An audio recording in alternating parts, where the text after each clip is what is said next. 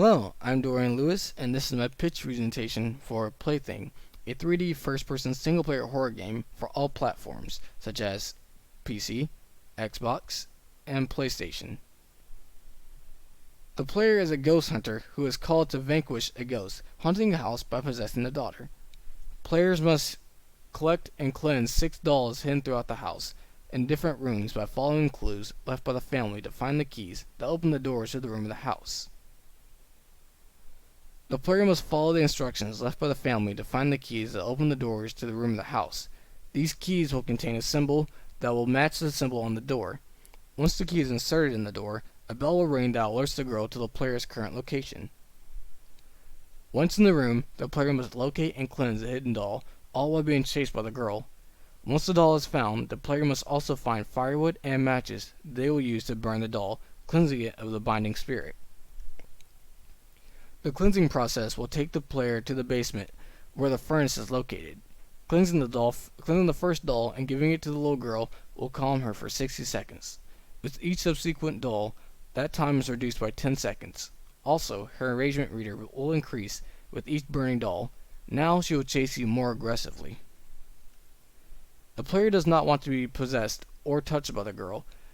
This will cause them to slowly lose their ghost hunting powers, evident by the health meter. If all health has been taken, the player must start over. Once you have burned all the dolls, the ghost will exit the girl's body and she will be left in a docile state. At this moment, it leads to the other two outcomes. The player will be able to choose to either keep the girl for testing or leave the girl, collect their money, and exit the house. If the player chooses to keep the girl, it will transition to a chamber of the girl, trapped inside, and transition to a U1 screen. If the player chooses to leave the girl, the player will also transition to a U1 screen as well. Other decisions the player can make throughout the game include which key to choose, or if one should hide under beds, in closets, or behind curtains to get away from the little girl. These can also be considered some of the mechanics of the game. The player will need to be able to follow clues, match symbols, and master the mechanic of how to burn dolls.